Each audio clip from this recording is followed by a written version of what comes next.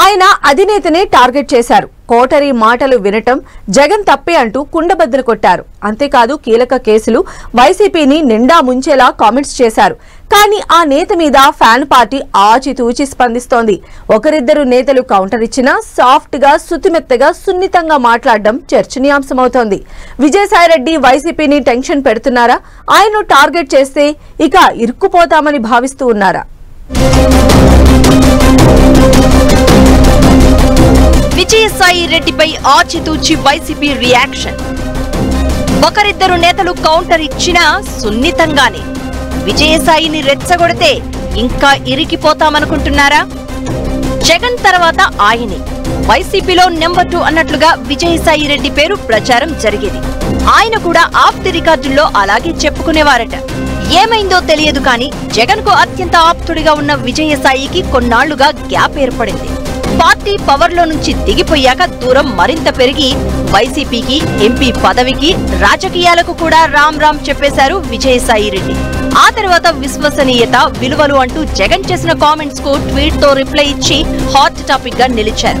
Latest గా CID విచారణకు హాజరైన తర్వాత మీడియా ప్రతినిధులు ప్రశ్నించని అంశాలను కూడా మాట్లాడి వైసీపీని పూర్తిగా ఇరకాటంలో పడేసే ప్రయత్నం చేశారు. ఈ ఇష్యూ వైసీపీలో చర్చనీయాంశమవుతోంది. జగన్ కు అత్యంత ఆప్తుడిగా ఉన్న విజయసాయి రెడ్డి పూర్తిగా బద్ధ శత్రువుగా మాట్లాడుతున్నారని నేతలు షాక్ అవుతున్నారట. ఈ నేపథ్యంలోనే ఆయన చేసిన వ్యాఖ్యలకు కౌంటర్ ఇచ్చేందుకు వెనకాడుతున్నారట. ఎటుపోయి ఎటొస్తుందో. ఎన్నికలకు ముందు విజయసాయి మళ్లీ వైసీపీలోకి రావచ్చు. ఎందుకొచ్చిన తంట అంటూ కొందరు నేతలు విజయసాయి కామెంట్స్ మీద స్పందించేందుకు నిరాకరిస్తున్నారట. అంతేకాదు వైసీపీ పెద్దలు కూడా ఈ అంశంలో పెద్దగా రియాక్ట్ కావద్దన్నట్లు పార్టీ నేతలకు, అధికార ప్రతినిధులకు హింట్ ఇచ్చినట్లు టాక్ వినిపిస్తోంది. నెల్లూరుకు చెందిన కాకాణి గోవర్ధన్ రెడ్డి, ఉత్తరాంధ్రకు చెందిన గుడివాడ అమరనాథ్ మాత్రమే విజయసాయి రెడ్డికి కౌంటర్ ఇచ్చే ప్రయత్నం చేశారు. ఎవరు పడితే వాళ్లు మాట్లాడి విజయసాయిని ఇంకా రెచ్చగొడితే మొదటికే మోసం వస్తుందని భావిస్తున్నారట.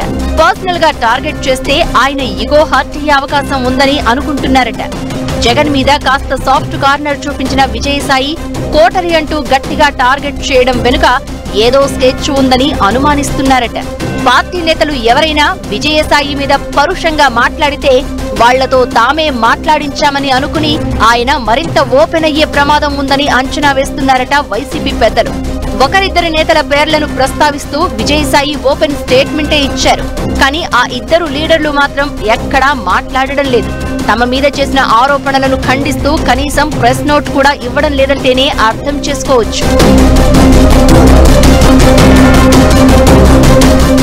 నెల్లూరు నుంచి జగన్ కు నమ్మిన బంటుల్లో ఒకరైన కాకాణి గోవర్ధన్ రెడ్డి విజయసాయి రెడ్డిపై మండిపడ్డారు. రాజకీయాల నుంచి రిటైర్ అయి వ్యవసాయం చేస్తాను అని చెప్పి మళ్లీ పాలిటిక్స్ మాట్లాడుతున్నారని విమర్శించారు. విజయసాయి రెడ్డిని టార్గెట్ చేయాల్సింది పోయి మధ్యలో చంద్రబాబును లాగుతూ ఉండడం హాట్ టాపిక్ అవుతోంది. వ్యవసాయం చేసుకుంటాను అని చెప్పి చంద్రబాబుకు సాయం చేస్తున్నారని అంటోంది వైసీపీ. గతంలో గంటల తరబడి జగన్ తో ఉండింది విజయసాయి రెడ్డినే అని, ఆయనకు మించిన కోటరి ఇంకెవరుంటారని ఎదురు ప్రశ్నిస్తున్నారు ఒకరిద్దరు నేతలు. కానీ విజయసాయి చెప్పిన కాకినాడ సీపోర్టు వాటాల ఇష్యూ కానీ, లిక్కర్ వ్యవహారంపై కానీ ఎవరూ మాట్లాడడం లేదు. మరోవైపు విజయసాయి రెడ్డి బీజేపీలోకి వెళ్తారని భావిస్తున్నారట. ఈ అనుమానంతో కూడా ఆయనపై విమర్శలు చేయడానికి వెనకాడుతున్నట్లు టాక్ వినిపిస్తోంది. అయితే బీజేపీలోకి వెళ్తున్నారట, గవర్నర్ పదవి ఖాయమట అని మీడియా సూటిగా అడిగినా విజయసాయి రెడ్డి మాత్రం ఏ సమాధానం చెప్పలేదు.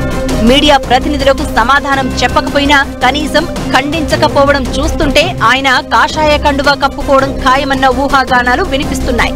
ఈ నేపథ్యంలో విజయసాయి రెడ్డితో ఎక్కువగా గెలుక్కోకపోవడమే బెటర్ అనే ఆలోచనలో వైసీపీ పెద్దలు ఉన్నట్లు చర్చ జరుగుతోంది. రాబోయే రోజుల్లో Vijayasai Reddy versus YCP dialogue war ఎలా ఉంటుందో చూడాలి మరి.